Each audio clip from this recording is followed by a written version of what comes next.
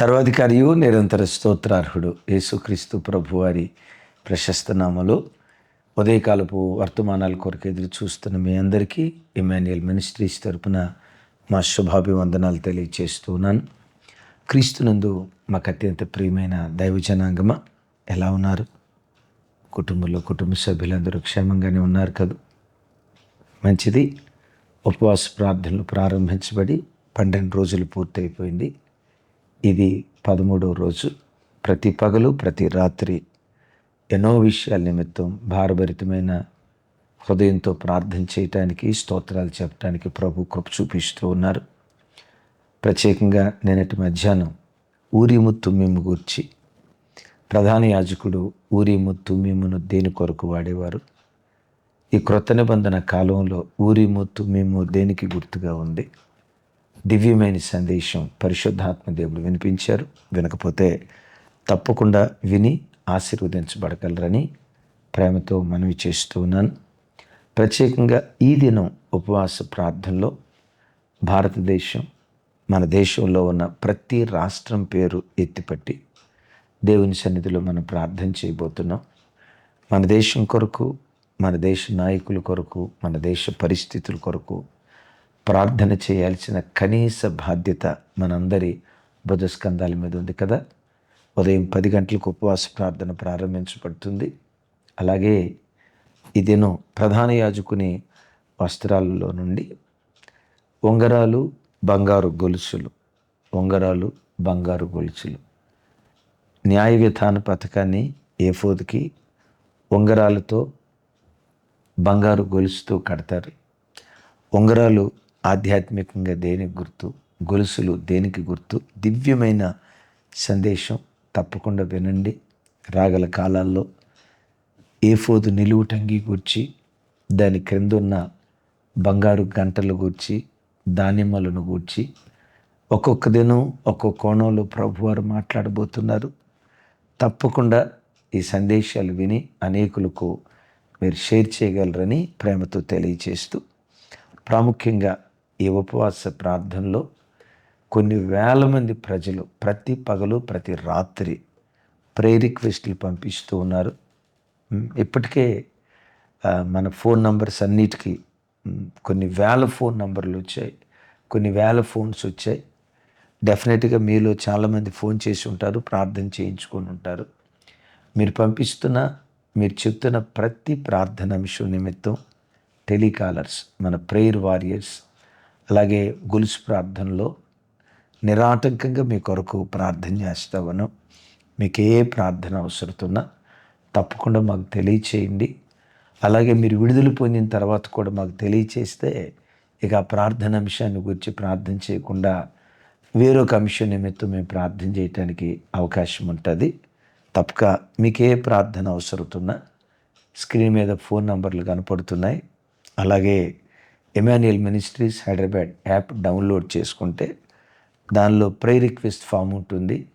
మీరు టైప్ చేసి పంపిస్తే మేము ప్రింటౌట్ తీసుకొని మానక తప్పక మీ కొరకు ప్రార్థన చేస్తాం అని తెలియచేయటానికి సంతోషిస్తూ ఉన్నాం. అలాగే ప్రస్తుతం ఈ ఉపవాస ప్రార్థన దినాల్లో అందించబడుతున్న వర్తమానాల మీద బైబిల్ క్విజ్, ఈ క్విజ్లో కూడా వేల మంది ప్రజలు పార్టిసిపేట్ చేస్తూ ఉన్నారు. ఒకవేళ మీరు పార్టిసిపేట్ చేయకపోతే ఈ దినం నుండి అయినా మీరు పార్టిసిపేట్ చేయండి. ఇమాన్యుయల్ మినిస్ట్రీస్ హైదరాబాద్ యాప్లో ఈ బైబిల్ క్విజ్ కంటెంట్ ఉంటుంది. అందరూ వింటున్న వర్తమానాలు మీ హృదయాల్లో మరి ఎక్కువగా స్థిరపరచబడినట్లుగా తప్పకుండా పార్టిసిపేట్ చేయగలరని మీ అందరికీ మనవి చేస్తూ, ప్రాముఖ్యంగా ఉపవాస ప్రార్థన ముగింపు దినాలు మీకు ఏమాత్రం అవకాశం ఉన్నా ఉద్యోగాలకు సెలవులు పెట్టుకొని, ఈ పనులు, ఉద్యోగ వ్యాపారాలు బ్రతుకాలం అంతా ఉండేయే కదా. సంవత్సరానికి ఒకసారి వచ్చే ఉపవాస ప్రార్థనలు ఏమాత్రం అవకాశం ఉన్నా రేపు శుక్రవారం నుంచి రావటానికి ప్రయత్నం చేయండి. నిశ్చయంగా ఈ ఉపవాస ప్రార్థనల ద్వారా ప్రతి కుటుంబం ఆత్మీయంగా ఆ అన్ని కోణాల్లో అంతకంతకు బలపడటానికి దేవుడు తప్పకుండా కృప చూపిస్తారు. మంచిది. ఉపవాస ప్రార్థన ముగింపు దినాలకు మనం వచ్చాం. ఇంకా ఈరోజు తీసేస్తే కేవలం 8 రోజులే. మిమ్మలను మీ కుటుంబాలను ఉపవాస ప్రార్థనలకు గుండె లోతుల్లో నుంచి ఆహ్వానిస్తూ ఉన్నాం. ఇవి సంవత్సరానికి ఒకసారి వచ్చే ప్రార్థనలు కదా, తప్పక పాలు పంపులు పొందగలరని ప్రేమతో మనవి చేస్తూ ఈరోజు ఓ ప్రత్యేకమైన సందేశం. నాకే ఎందుకు ఇన్ని కష్టాలు వస్తున్నాయి, నాకే వాళ్ళు బాగానే ఉన్నారు, వీళ్ళు బాగానే ఉన్నారు, ఎందుకో నా జీవితంలోనే నా ఒక్కదానికే నా కుటుంబానికే ఎందుకు ఈ కష్టాలు వస్తున్నాయి? ఎప్పుడైనా ఆలోచించి ఆ మాటను కొన్ని కృంగిపోయారా? ఈ వర్తమానం మీకోసమే.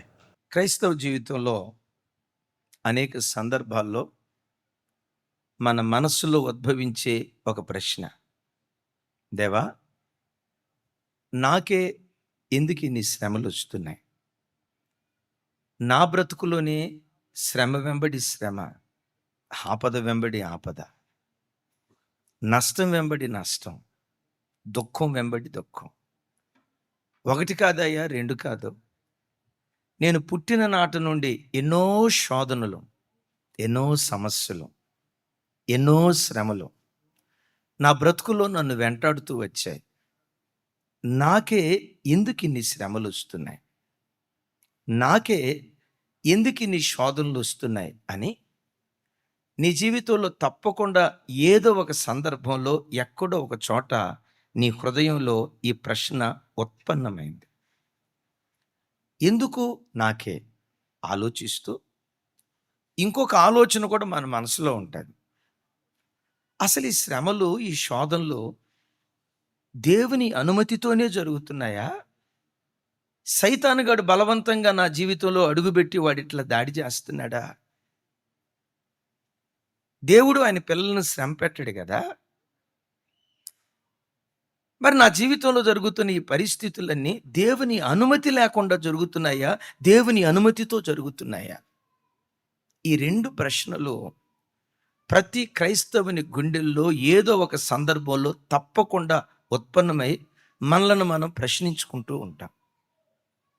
ఒక విచిత్రమైన సంగతి ఏంటో తెలుసా?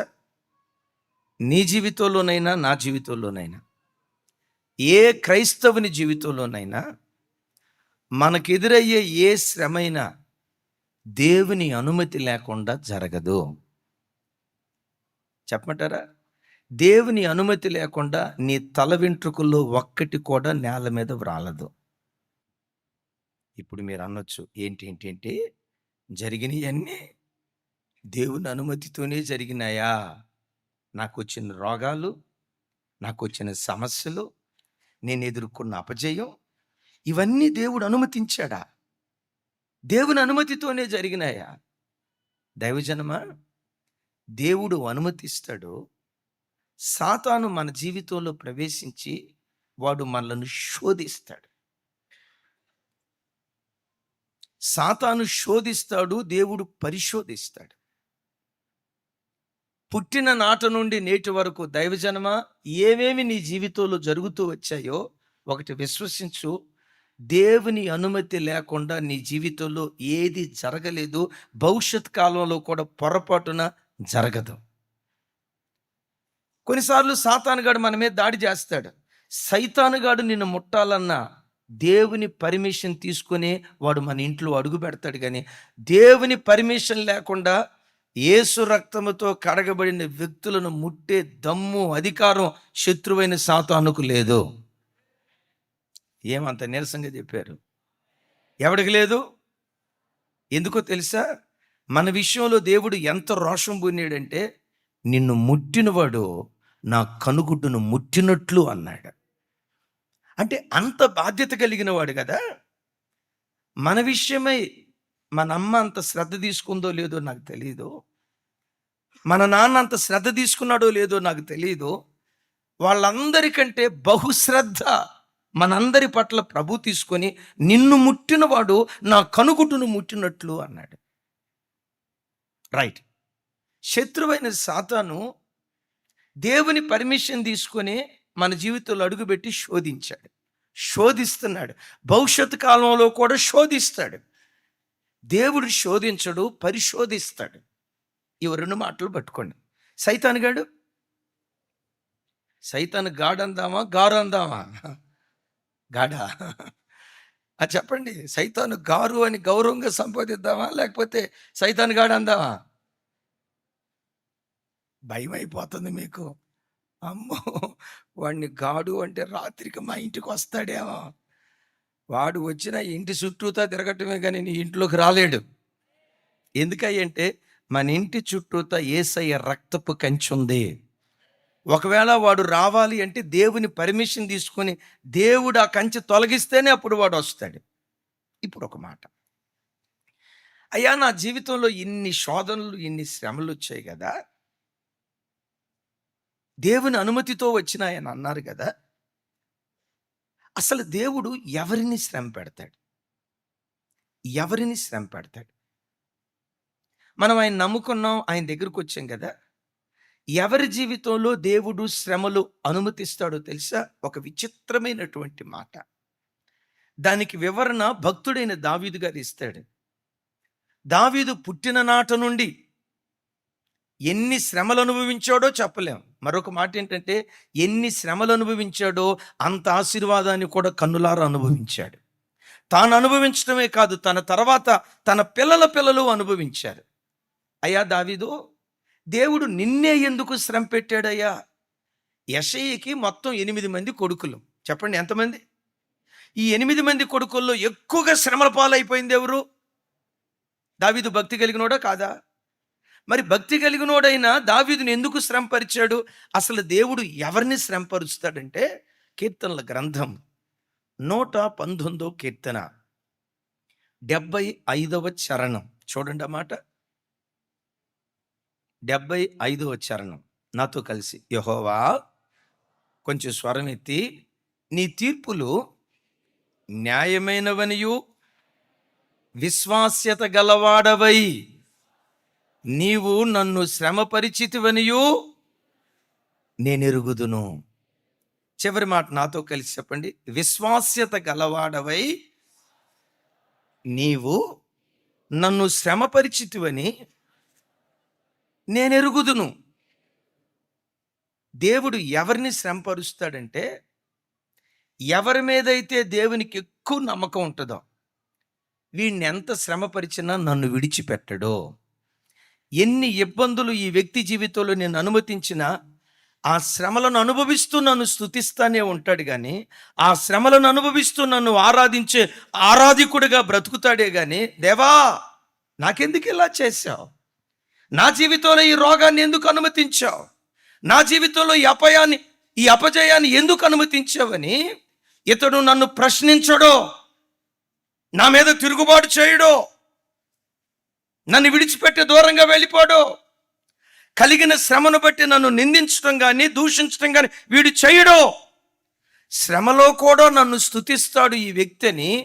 ఎవరి మీద దేవునికి విశ్వాసం ఉంటుందో వారి బ్రతుకులోనే దేవుడు శ్రమలు అనుమతిస్తాడు. అరే గట్టిగా చెప్పండి.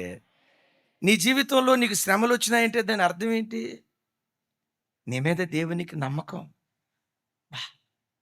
నీ మీద దేవునికి నమ్మకం, నీ మీద దేవునికి నమ్మకం. ఈ బిడ్డ బ్రతుకులో నేను ఎన్ని శ్రమలు అనుమతించినా నన్ను స్తుతిస్తా బ్రతుకుతుందే కానీ, నన్ను ఆరాధిస్తా బ్రతుకుతాడే కానీ, నేను ఎంత ప్రార్థన చేస్తే నాకెందుకు ఇట్లా చేసావయ్యా, ఈ ప్రశ్న నా బిడ్డ నోట రాదు అని ఎవరి మీద దేవునికి నమ్మకం ఉంటుందో వాళ్ళ బ్రతుకులోనే దేవుడు శ్రమలకు అప్పగిస్తాడు. ఇద్దరు పిల్లలు తప్పు చేశారు అనుకోండి, ఇద్దరు పిల్లలు తప్పు చేశారు, ఇద్దరు మన పిల్లలే. మొదటోడు ఉన్నాడు చూసారా, వాడిని ఒక మాట అన్నామంటే బలబల బలబల బల ఏడుస్తాడు, గడగడగడ ఉడుకుతాడు, ఒక దెబ్బ కొట్టినా కూడా సైలెంట్గా ఉంటాడు. రెండో వాడు ఉంటాడు, రెండో వాడి క్యారెక్టర్ పూర్తిగా క్వైట్ ఆపోజిట్. వాడిని ఒక దెబ్బ అట్లా కొట్టబోయామనుకోండి, ఏంటి చేయలేసిందే, ఏంటి కొడుతున్నావు డాడీ, ఏంటి కొడుతున్నావు అని అన్నాడు అనుకోండి, ఈ రెండో వాడిని కొట్టడానికి చెయ్యి వస్తుందా? రెండో వాడిని కొడతామా జనాల మధ్యలో? పొరపాటును చెయ్యి ఎత్తలేము. ఎందుకో తెలుసా? వీడి మీద చెయ్యి ఎత్తితే నా పరువు ఎక్కడ పోతావు, నా మీద ఎక్కడ తిరుగుబాటు చేస్తాడో, అయ్యో నా పరువు పోగొట్టుకోవటం ఎందుకని వీడిని కొట్టినా తిట్టినా దండించినా ఎవడు తల ఉంచుతాడని తండ్రికి నమ్మకం ఉంటుందో వాడి మీదే చెయ్యెత్తటానికి తండ్రి సాహసం చేస్తాడు. లైక్ దట్ దైవజనమా, నీకే ఎందుకు ఎక్కువ శ్రమలు వస్తున్నాయో తెలుసా? నీవంటే యేసయ్యకి నమ్మకం. నీవంటే నీవు యేసయ్యని విశ్వసించటమే కాదు, యేసయ్య అంటే నీకు నమ్మకం ఉండటమే కాదు, నీ మీద యేసయ్యకు నమ్మకం ఉండటాన్ని బట్టి, ఆ నమ్మకాన్ని బట్టి దేవుడు శ్రమపరుస్తున్నాడు. అంటే నా మీద ఉన్న నమ్మకాన్ని బట్టి నన్ను శ్రమపరుస్తాడా అని మీరు అనొచ్చు. ఎందుకు శ్రమను అనుమతిస్తాడో తెలుసా? దైవజనమా, ఒక వ్యక్తి లోపల విశ్వాసం ఉందా లేదా ఎలా తెలుస్తుంది? బలమైన విశ్వాసం కలిగిన వాడా లేదా ఎలా తెలుస్తుంది? ఇంకా చెప్పాలంటే ఇప్పుడు పరీక్షల కాలం కదా. పరీక్ష ఒక వ్యక్తి యొక్క ప్రతిభను బయలుపరుస్తుంది. పరీక్ష లేకపోతే కొన్నిసార్లు మనం అంటాం, మా వాడు మ్యాథ్స్లో జమ్మండే. ఏది? ఇంకొంతమంది అంటారు, మా వాడు మ్యాథ్స్లో వీక్ అండి. వాడి వీక్ జమ్ ఎప్పుడు తెలిసింది? ప్రోగ్రెస్ కార్డు చూసినప్పుడు. కొంతమంది అంటారు, మా వాడు అబ్బబ్బబ్బబ్బా ఫిజిక్స్ చేస్తాడండి, ఫింగర్ టిప్స్ మీద లెక్కలు చెప్తాడండి. ఇంకొంతమంది, అయ్యా వీడికి సైన్స్ ఇతనాభి వంట పట్టదయ్యా. మరి ఏమైపోయిందో అర్థం కాల, కార్పొరేట్ స్కూల్లో జాయిన్ చేశా, వీడు సైన్స్లో వీక్ అండి అంటారు. ఇతడి వీకా జమ్మ ఎప్పుడు తెలుస్తుంది చెప్పండి? చెప్పాలి, ఎప్పుడు తెలుస్తుంది? పరీక్ష ఎదురైనప్పుడే తెలుస్తుంది. పరీక్ష ఒక వ్యక్తి ప్రతిభను బయటకు తీసుకొస్తుంది. నువ్వు ఎంత విశ్వాస వీరురాలివో ఎప్పుడు బయలుపడిద్దో తెలుసా? దేవుని మీద నీకు ఎంత అచంచలమైన నమ్మకం ఉందో ఎప్పుడు బయటపడిద్దో తెలుసా? నువ్వు శ్రమపరచబడుతున్నప్పుడే నీ ప్రతిభ బయటకు వస్తుంది. గట్టిగా చెప్దాం ఆమేన్. దైవజనమ, ఒక్కసారి చూడండి, ఈ లోకంలో మన బ్రతుకులో ఏదైనా శ్రమ రాబోతూ ఉంటే ఆ శ్రమకు ముందు పరలోకంలో ఏం జరిగిద్దో తెలుసా? సైతాను గాడు దేవునితో పందెం వేస్తాడు. ఏమని? అయ్యా ఈ బిడ్డ ప్రతి ఆదివారం ఎందుకు మందిరానికి వస్తుంది అనుకుంటున్నావు? యేసయ్యా యేసయ్యా యేసయ్యా యేసయ్యని 24 గంటలు ఎందుకు మిమ్మల్ని స్తుతిస్తుంది అనుకుంటున్నావు? ప్రతిరోజు కుటుంబంలో అరుణోదయ ప్రార్థన ఎందుకు చేస్తుంది అనుకుంటున్నావు? ప్రతిరోజు సాయంత్రం కుటుంబ ఆరాధన ఎందుకు చేస్తుంది అనుకుంటున్నావు? నీవు ఆవిడికి అన్నీ ఇచ్చేవు గనుక, కాబట్టి నిన్ను స్తుతిస్తుంది. ఒకసారి ఆరోగ్యం తీసేయి, నీవిచ్చిన ఆస్తి ఒకసారి తీసేయి, నీవు అనుగ్రహించిన ఉద్యోగం ఒకసారి తీసేయి. నువ్వు తీసేసిన తర్వాత నిన్ను దూషించకపోతే అప్పుడు నన్ను అడుగు. ఇది నేను చెప్పిన మాట కాదు, బైబిల్లో రాయబడి ఉందా లేదా? చెప్పాలి, ఎవరి జీవితంలో రాయబడి ఉంది? చూడండి ఒకసారి. యోబు గ్రంథం 8వ అధ్యాయం 8వ వచనం నుంచి 12వ వచనం వరకు నాతో కలిసి అందరూ చెప్పాలి. అందుకు యెహోవా, నీవు నా సేవకుడైన యోబు సంగతి ఆలోచించితివా? కొంచెం పెద్దగా. అతడు యథార్థవంతుడు, న్యాయవంతుడై దేవుని యందు భయభక్తులు కలిగి చెడుతనమును విసర్జించిన వాడు, భూమి మీద అతని వంటి వాడు లేడు అని అడుగగా, అపవాది, యోబు ఓరకయే దేవుని యందు భయభక్తులు కలిగిన వాడాయన, నీవు అతనికిని అతని ఇంటి వారందరికిని అతనికి కలిగిన సమస్తమునకును అందరూ చెప్పాలి, చుట్టూ కంచె వేసితివి కదా. నీవు అతని చేతి పని దీవించుట చేత, అందరూ చెప్పాలి, అతని ఆస్తి ఆ దేశంలో బహుగా విస్తరించి ఉన్నది. అయినను నీవు ఇప్పుడు నీ చెయ్యి చాపి అతనికి కలిగిన సమస్తమును మొత్తిన యొడల అతడు నీ ముఖము ఎదుటనే దూషించి నిన్ను విడిచిపోవును. విన్నారా దైవజనమా? ఈ భూమి మీద నీ జీవితంలో ఏదైనా శ్రమ కలుగుతుందంటే, ఈ శ్రమకు ముందు సైతానుగాడు పరలోకంలో దేవునితో పందెం వేస్తాడు. ఏమైనా తెలుసా? అన్నీ ఇచ్చేవు కాబట్టి ఆరాధిస్తున్నాడయ్యా, ఆ ఆరోగ్యం తీసేయి, బ్రతకటానికి మంచి వ్యాపారం ఇచ్చావు కదా, ఆ వ్యాపారం సతికలు పడేటట్లుగా చేయి. మంచి ఉద్యోగం ఇచ్చావు కదా, ఆ ఉద్యోగం తీసేయ్. నీ ఎదుటే నిన్ను దూషిస్తాడు. దూషించటమే కాదు, ఎందుకు నాకు ఈ దేవుడు అని నిన్ను విడిచిపెట్టి వెళ్తాడు. కావాలంటే కాసుకో అని దేవునితో పందెం వేసాడు సైతాన్. యోబు జీవితంలో దేవుడు ఎందుకు శ్రమ అనుమతించాడు? యోబు పాపం చేశాడా?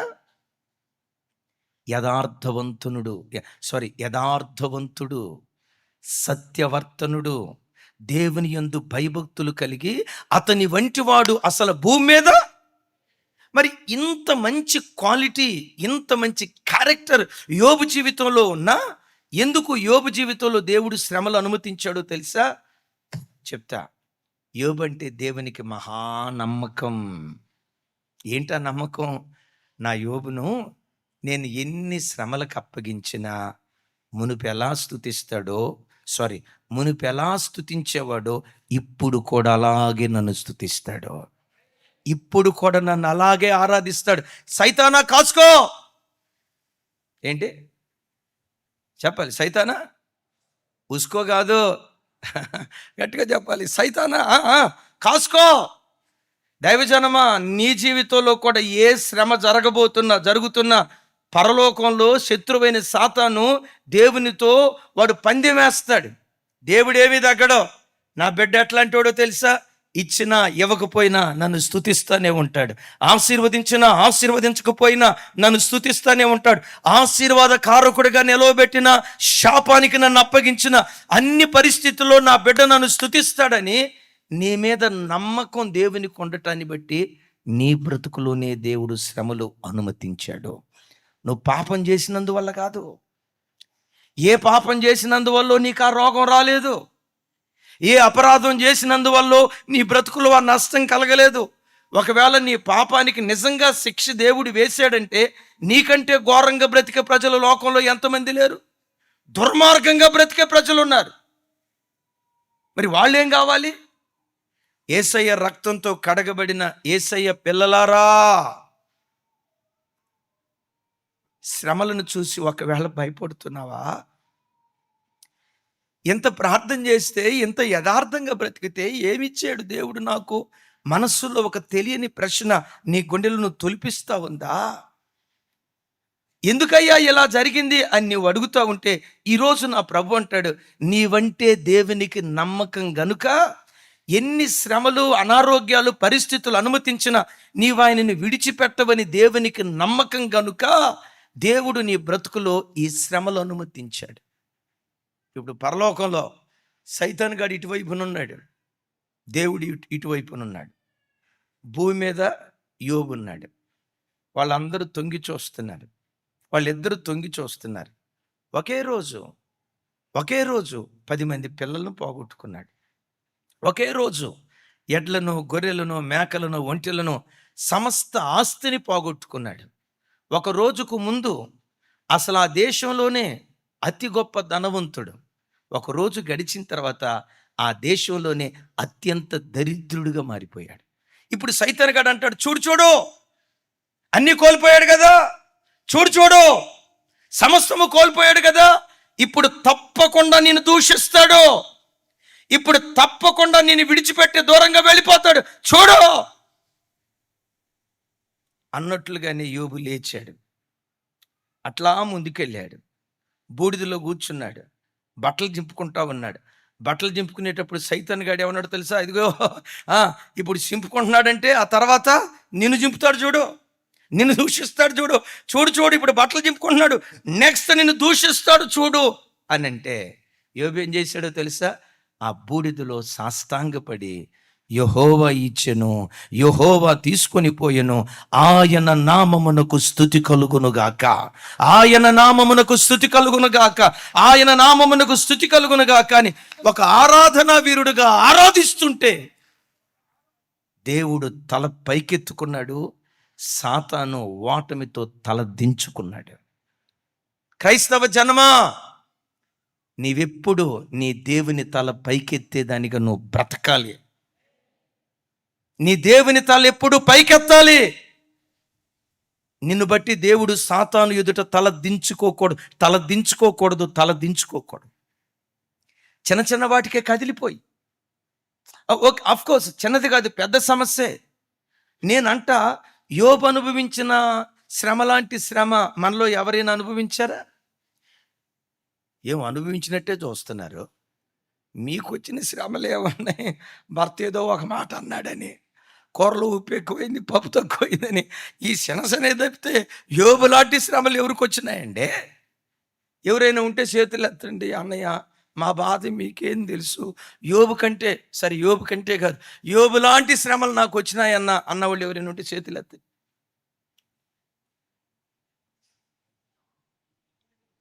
రే, చేయి దించావా ఎత్తేవరా చిన్నోడా? ఎవరు చేయత్తలా. నేనంట ఎంత భయంకరమైన ఉప్పెన తన మీదకి వచ్చినా తాను చెదిలిపోలేదు కదా. దేవుడు యోబు మీద నమ్మకం ఉంచాడు కాబట్టే ఆ శ్రమను అనుమతించాడు. చివరికి యోబు దేవుణ్ణి గెలిపించాడు. సాతాను తలదించుకునేటట్లుగా యోబు దేవుని తలను పైకెత్తాడు. దైవజన్మ, నా తట్టు చూడు. నీ జీవితంలో కూడా ఎప్పుడైనా చిన్న చిన్న కష్టాలకే, చిన్న చిన్న ఆపదలకే ఏం చేసాడు దేవుడు నాకు? ఏమిచ్చాడు దేవుడు నాకు? ఎంత ప్రార్థన చేస్తే, ఎంత ఉపవాసం ఉంటే ఎప్పుడైనా అలాంటి సనుగుడు నీ నోట నుంచి వచ్చిందా? క్షమించమని ప్రభువుని అడుగు. క్షమించమని ప్రభువుని అడుగు. ఈరోజు ప్రభు ఎదుట ఒక తీర్మానం చేసుకో. నేనే పరిస్థితిలో ఉన్నా, అన్ని కాలాలలో, అన్ని స్థితిగతులలో నిన్ను స్తుతిస్తూ నేను బ్రతుకుతానయ్యా. ఈ పరీక్షలో గనక నువ్వు నెగ్గితే, యేసు నామం పేరిట తగిన కాలమందు నీకు ప్రమోషన్ దేవుడు ఇవ్వటం ప్రారంభిస్తాడు. 10వ తరగతి పరీక్ష రాసాం, పాస్ అయ్యాం, ఎక్కడికి వెళ్ళిపోతాం? ఇంటర్మీడియట్ పరీక్ష రాసాం, పాస్ అయ్యాం, ఎక్కడికి వెళ్ళిపోతాం? డిగ్రీ పరీక్ష రాసాం, పాస్ అయ్యాం, ఎక్కడికి వెళ్ళిపోతాం? పీజీ పరీక్ష రాసయ్యాం, పాస్ అయిపోయాం, ఎక్కడికి వెళ్ళిపోతాం? పిహెచ్డి పరీక్ష పాస్ అయ్యాం, ఆ తర్వాత ఎక్కడికి వెళ్తాం? ఇంకెళ్ళటానికి లేదుగా. ప్రతి పరీక్ష నీ ప్రమోషన్ కోసం వచ్చిందే. నీ విశ్వాసాన్ని కొలిచే కొలమానిక. దావీదు బ్రతుకులో ఎన్నెన్ని ఎన్నెన్ని ఎన్నెన్ని ఎన్నెన్ని శోధనలు దావీదు బ్రతుకులో ఎదురయ్యాయో కదా. అయితే ప్రతి శోధన వచ్చినప్పుడు, ప్రతి శ్రమ వచ్చినప్పుడు అంటాడు, అయ్యా, విశ్వాస్యత కలిగిన వాడవై నీవు నన్ను శ్రమ పెట్టావయ్యా. శ్రమల్లో కూడా నేను నీ కొరకు నిలవబడతానని, శ్రమల్లో కూడా నా భక్తిని కాపాడుకుంటానని, శ్రమల్లో కూడా నేను ప్రార్థనాపరుడిగా జీవిస్తానని, నా మీద నువ్వు నమ్మకం ఉంచి ఈ శ్రమను నువ్వు అనుమతించావయ్యా అని విశ్వాస్యత కలిగిన వాడవై నీవు నన్ను శ్రమపరిచితివి. ఇలా శ్రమలు వచ్చినప్పుడు దావీదు భక్తుడు ఏమని మాట్లాడేవాడు? మనం ఏమని మాట్లాడాలి? కీర్తనల గ్రంథం చూడండి, 71వ కీర్తన 20వ చరణం. నాతో కలిసి అందరూ చెప్పండి. ఆ మాట టిక్ చేసుకోండి, భలే ఉంటుంది. నాతో కలిసి చెప్పండి. అనేకమైన కఠినమైన బాధలు మాకు కలుగు చేసిన వాడా, నీవు మరలా మమ్మను బ్రతికించదవు, భూమి యొక్క అగాధ స్థలములలో నుండి నీవు మరలా మమ్మను లేవనెత్తెదవు. చప్పట్లు కొడితే యేసయ్యకు స్తోత్రాలు చెప్దాం.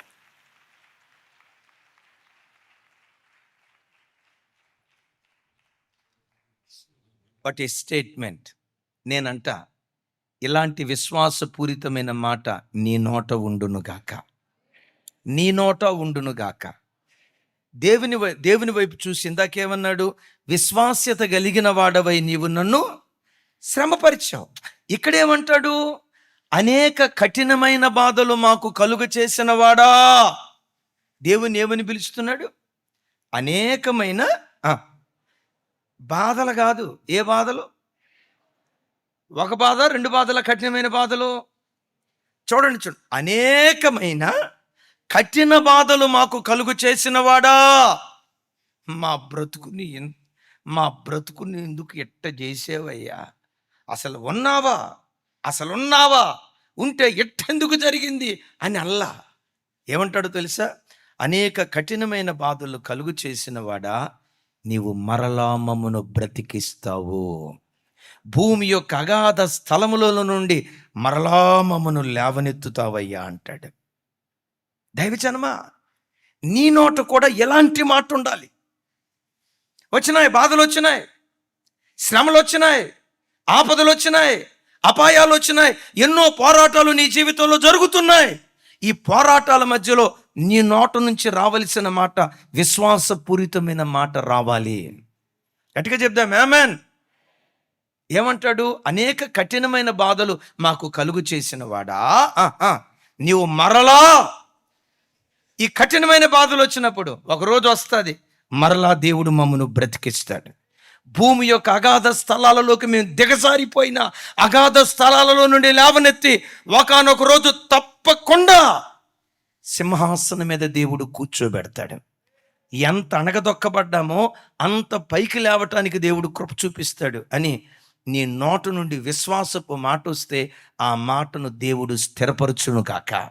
ఆ మాట వచ్చిందంటే దాని అర్థం ఏంటో తెలుసా? నువ్వు పరీక్షలో పాస్ అయ్యావని అర్థం.